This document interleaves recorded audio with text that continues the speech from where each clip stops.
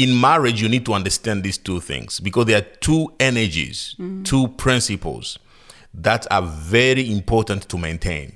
You can love someone. It's possible to love someone without desiring the person. Yeah. And it's how does that look like? Hi, everybody. Welcome to Mike and Christelle podcast, where family meets faith and fun. We have an exciting episode for you today. What are we talking about today? Topic. How to actively pursue each other. How to actively pursue each other. But before we go further, remember to subscribe and click the notification bell so you don't miss when we post new episodes. Yes, great. Babe, the idea that is popular out there is that courtship and dating ends after honeymoon. It doesn't need to be like that. It doesn't need to be like that. The thing is, people think that romance fades with time. Yeah. So when you're still young and when we are still dating, you are romantic, you laugh together, you surprise each other with gifts and all this. You jump, your heart's jumping when you see each other. And with time, it fades away. We don't think it should be like that. We don't think romance should fade with time. It doesn't need to fade with time. Yeah. But this is what happens. There is a difference between love and desire. Love and desire. Yes. And in marriage, you need to understand these two things because there are two energies, two principles that are very important to maintain. You can love someone. It's possible to love someone without desiring the person. Yeah. And how does that look like? Love is more about care, about commitment for the person, about security, about safety, about predictability. When you are in a relationship where you know what to expect, you know they will be there for you. Yeah. When you need them, they will be there. Yeah. When you are in trouble, you know they will come to your rescue. Yeah. That is love. Love needs that security. It needs intimacy. Yeah. You know each other so well that you understand the ins and outs. You trust. Yes. Yeah, you know, you trust. There is that we call that home. We dependability, reliability. Yeah. I rely on you, you rely on me. We live this life where we love each other. Yeah. That is important in marriage. Yeah. And that's why we call it love. Yeah. It's defined by one verb we can call need. Yeah. We need each other. When we love each other, we need each other. We care for each other. Yeah. You feel like you can't live without the other. We depend on each other. We depend on each other. Yeah, absolutely. While desire is completely different. How does it look like, desire? Desire is different because it's adventurous. Desire is exploring new territories. It's mystery. Yeah. You don't know what to expect. It's mystery. It's surprise. Exactly. It's surprise. Yeah. It's unexpected. The unexpected. That's what makes desire. Because you don't want to know what to expect. You want to feel like it's new. Be surprised. It's new every day. Yeah. You know, it's surprise. There's something to look forward to, but you don't know what it is. Exactly. It's an adventure. It's an adventure. It's different every time. Yeah. It's new every time. Yeah. And we may define it by one verb, which is want. So you see, in love there is need. In desire, there is want. Yeah. You want the person. You know, I want you. Yeah. But I can want someone I don't need. Or you may need someone you don't want. Yeah, There are two different things. Yeah. When you look at the relationship between a child and a mother or a parent, you see there is a need there. Absolutely. There's not necessarily wanting. When I'm talking about want, I'm talking about the romantic kind of want. Yeah. The desire, we are talking about the romantic kind of desire. Yeah. So those two things are important for every couple to understand. You know, you need to understand that the want and the need is all necessary. So the want and the need, both of them are necessary. How do you put them together? That's a very difficult question because when you start your relationship most of the time because you want each other. So there's desire. There is desire. There's adventure. There is the new. She said this to me. And look at the way she smiled. And he smells really good. Yes.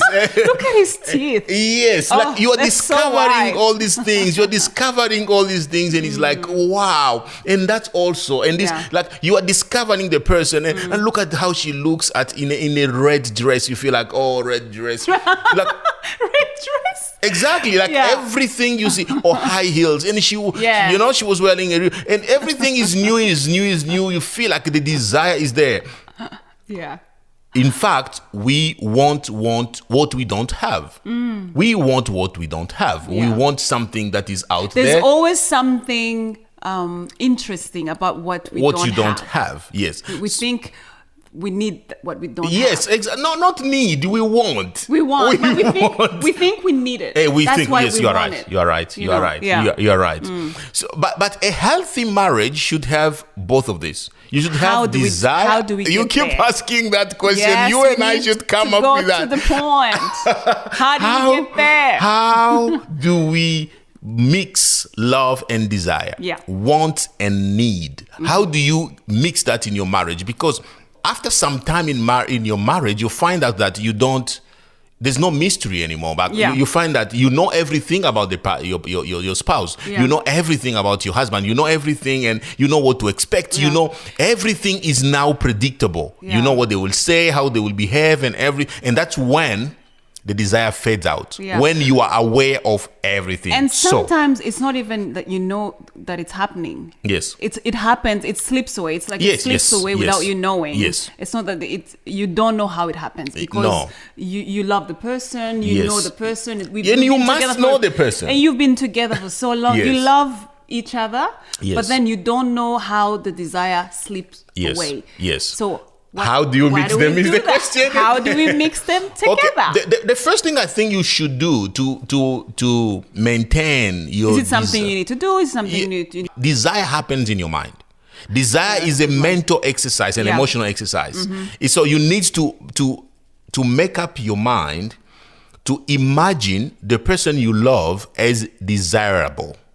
And this is something that can go for years of discussions. It's another subject of discussion. How can you imagine someone desirable while they are not desirable? You can, because are they not? Desire is in the mind. It's just your mind that tells you they are not desirable anymore. It's your mind that is saying it. You still love them. You love them. Yes. But because of the familiarity, you think you don't desire them anymore. So you need to educate your mind to remind yourself that they're still desirable. It's a mental exercise. Sex is all in the mind. Sex is all in the mind. Everything, romance is all in the mind. Human beings, we imagine the pleasure of sex, the pleasure of romance is what you imagine. So if you imagine that person as desirable, it will begin to happen, or it will definitely happen. So you need to look at your spouse with new eyes every day. So you need to look at your spouse with new eyes every day. Yes. But what do you imagine? You imagine her or him as sexy, as they say. You need to find the reasons why you believe they are sexy. Because maybe the reason why you love them at the first place was because of their shape, or because of personality. Their personality. Sexy most of the time is because of external things. So let's also add personality. Is it physical? You may love someone because of their personality most of the times. And you can desire someone because of their personality, but most of the time it can be something external, the way they talk, or the way they present themselves, or because of their shape. The shape can change. Shape can change. Even the way they talk can change. You can grow, and things will change. You still need to find things that are attractive about them. It's a mental exercise. So find things you find attractive about them in your head. Even though some things external have changed, yes, there is still something that you is can still desire sexy about them because you love them. Because you love them. Right. And because you need to maintain desire. Yeah. So it's intentional. Okay, great. It's intentional. Desire should be intentional. Even love should be intentional. So you need to be intentionally seeking for reasons to desire your spouse. Absolutely. You look at them, even if their hand has changed, maybe their leg is still if they have desirable. Great. Yeah, even if the color of their hair has changed, maybe the color of their teeth hasn't changed. Yes. You find something that is not even changed. Maybe it's changed in the positive way. Absolutely. Maybe it's changed in the find in your head, because desire happens in the head. Yeah. Train your head. They say that it's not about a new thing. It's about the new, looking in the new with new eyes. It's not about seeing the new thing. It's looking with new eyes. Always trying to find new eyes to look at your wife or your husband every day. There is always something to admire on your spouse, and that's what I believe. Yeah. And the second thing I can suggest there is to create desire. How do you do that? You need to create desire. Be intentional about flirting. You know, there is a child in all of us. There is a child in you, in me, that's who wants to play.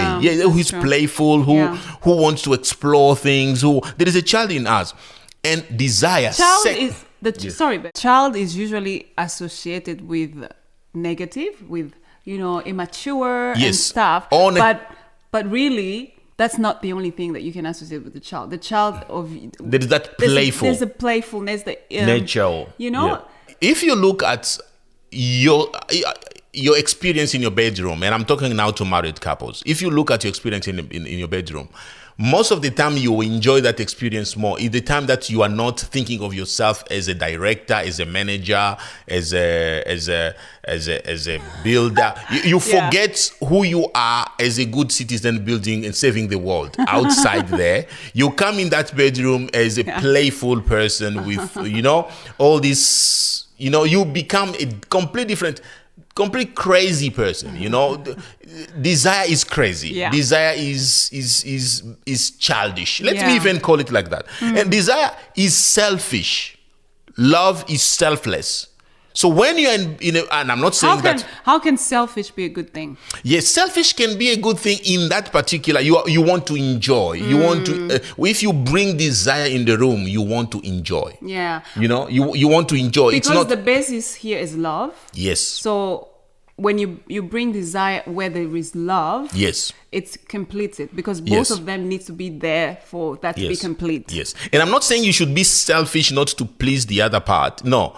Be selfish in the sense where you bring fun to the party. You bring you bring fun, you bring joy, you bring that play fullness. Yeah, so that's it. So you need to take your pleasure in your hand. You need to, don't expect someone else to make. This is another mistake we make. You want your spouse to make you happy. You want your spouse to make you enjoy. I think if you come with a mindset that wants to enjoy, that want to be happy, you will really enjoy. Yeah. And that's why couples lose the romance, they lose the spark, they lose the flame, because you expect your wife to make you enjoy, or your husband to, and you complain, oh, he's not turning me on, he's not doing this for me. No, are you trying to join? And I'm not defending those selfish men or women who come to the party just for themselves. Nice. I'm not defending them, but I'm saying, please. Also, are you ready to enjoy? Do you come to the party ready to enjoy? Because a healthy marriage requires both desire and love. Both want and need. And to maintain want, you need to be intentional about being creative, being playful, imagination, being a child in the room. Yeah. Yes. Great. So, love should always feel organic. What do you think about that? I disagree. I disagree that love should always feel organic. Why do I disagree? Because love is a decision. Love is a decision. Love, I believe, organic means it just happened. I've heard many people say, oh, I've fallen out of love. Oh, we are falling out of love. As if you were just there and the love started to disappear, started to disappear. No, falling out of love is because you are not working on your love. You are not intentional about it. Yeah. You are not. Yeah. So love is a choice you make every morning. I choose to love you. Yeah. I choose to love you today. Yeah. And I start my day with a choice to love you, to care for you, as we said before, to care for you, to make of you a priority in my life. Yeah. So I don't think love should always feel organic. No, it should be a choice, and it should always be you choose your spouse. That's my belief. Yes. Okay. Marriage is a destination. Yeah, because we prepare for the wedding. And we spend time in our lives thinking that I'm praying for this husband or this wife who will come, and you believe God for a wife, or you prepare yourself for the day you will get married. You spend, maybe you begin to think about it for some people, they begin to think about it during their teenage. And then do you think men think about it? I mean, not men, but young men. Do they think more? I think girls. I think boys? girls think more about marriage, about the commitment, while boys think more about sex, just about that one action. Yeah. If there was marriage without sex, I think most men wouldn't be married. I think so. That's my opinion. That's true. That's my opinion. I think most men wouldn't get married if sex was not part of the deal. Yeah. But women would get married without sex because of the commitment. Because, and I believe, and I don't think that I believe in feminism. I believe that we should respect women's rights. I believe that. So I'm not saying one is better than the other. I'm just talking about how I observe things. Just the way I observe things. Yeah. I observe, I say, no. I think men look at pleasure, desire more. And women will look at care more. They look at the love more. Yeah, they need to feel love. Because then when they feel love, they feel secure. Yes, maybe because of the mother heart. Maybe because of that. So I don't think marriage is the destination. I think marriage is a journey that begins the day you meet. Marriage is not wedding. Wedding is the day you confirm, you promise to each other that you will continue the journey, not you will start the journey. Yeah. The journey starts the day you meet. You start to date each other. You start to get to know each other. That's where the journey starts. And it continues. On your wedding day, you promise each other to continue the journey. So on that journey, you continue to make each other a priority, to choose each other. Yeah. You continue to pursue each other. You continue to do everything you can to maintain desire and to maintain love. Yeah. That's what makes marriage healthy. That's what makes the relationships healthy. If you consider it as a destination, you fail. Because babe, just leave it if you consider consider it like that. Yeah, if it's a destination, that means the day I got married to you, I won. And that's it. You're already in my pocket. I can't lose you anymore. Yeah, that's how people feel. I'm just saying it in this way, but that's how people... Yeah, that's true. Yeah, you're already mine. There's no need to conquer anymore. Exactly. There's no need to pursue you anymore. So because people become, and you start taking each other for granted because you're definitely. I know when I get home, I will find you. And if you don't get home on time, I will call you, where are you? So it's my right to have you. Yeah. It's my right to see you around. Yeah. You have obligations. Yeah. And your obligations become my expectations. Yeah. And that's why people find after their wedding day or after their honeymoon, they feel like, oh, I don't need to pursue them anymore. Yeah. We believe that you have to continue to pursue, because marriage is not a destination you arrive to. It is a journey you start and stay in for the rest of your life. Absolutely. You continue on the journey of being married. Most of the time, we say that I'm waiting for the right person, to get married to, which is great. I think there are things that you need to look in a person before you get married. But babe, do you think everybody who has found a right person stayed married? No. Finding the right person doesn't make... Yeah. I think there's some... obviously, there's some values that you need to look at when when you're looking for someone to marry. Yes.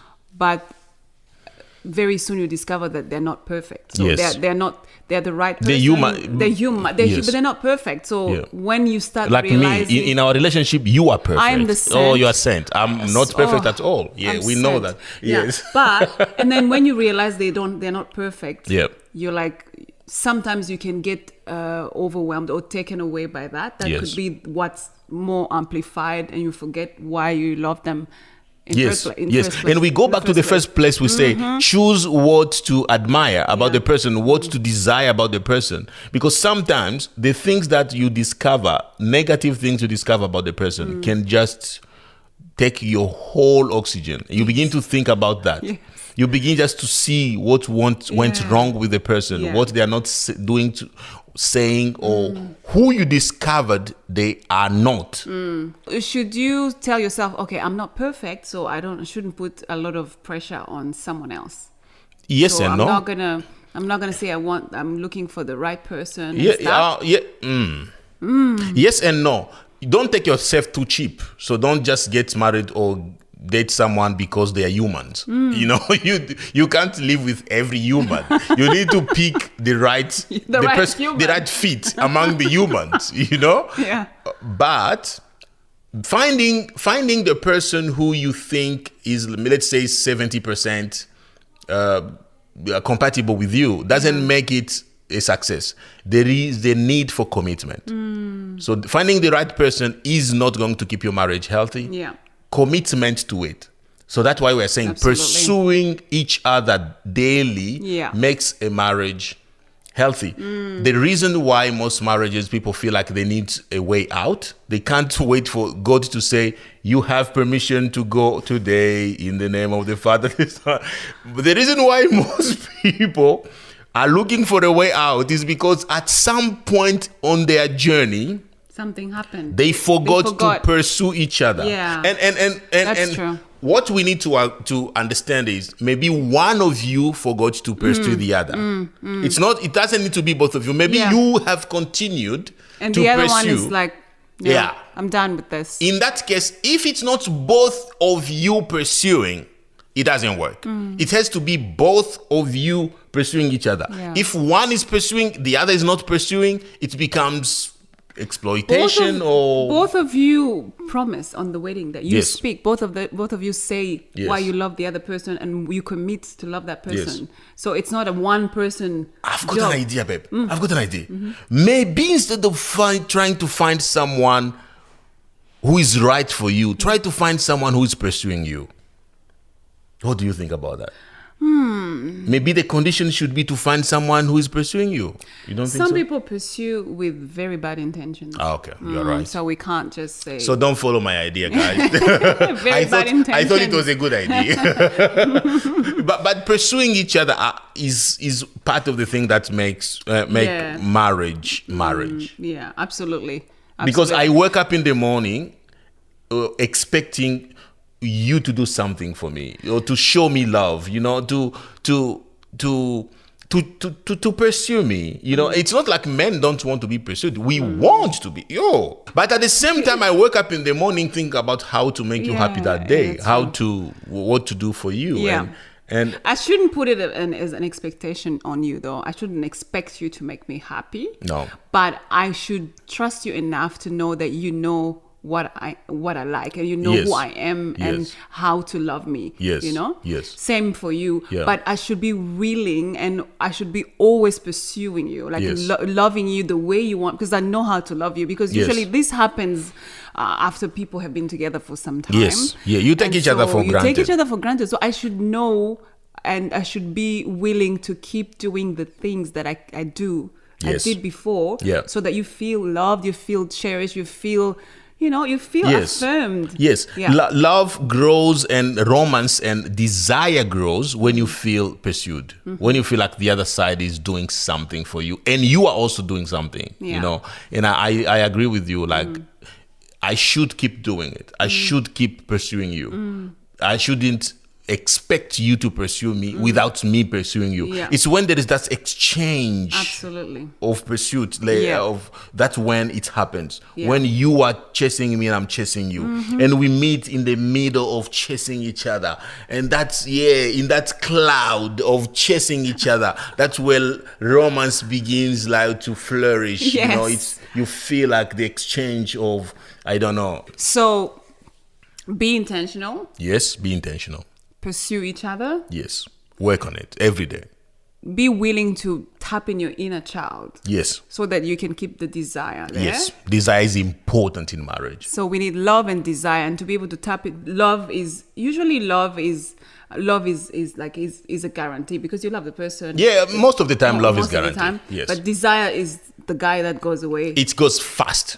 If you have desire in your marriage but you don't have love, you are in trouble.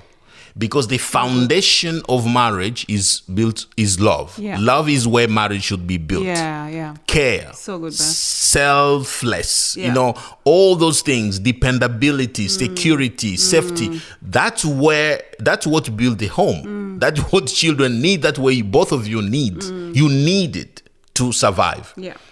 But if you build your relationship on desire only, you are building on sand. If you build your relationship on love only, the flame, the flame will fade away, and You'll be miserable. it becomes like a chore. You begin to live in life as if this is a chore. I have to be with this person, and I have to care for this person. It becomes a chore. That's not enjoyable. Yeah. So mix both. Bring both on the table. Yeah. To the table, at the table, with the table, by the table. What? That's English. That's all for today, guys. That's all for today. I hope you learned something from what we discussed. Don't forget to subscribe to our podcast, and even you can find us on everywhere you consume your podcasts. You know, Spotify, Apple Podcasts, Google Podcasts, all of them, Amazon Podcasts. And like us on Instagram and Facebook. It's Mike and Christelle. Yes. Bye. See you. Yeah.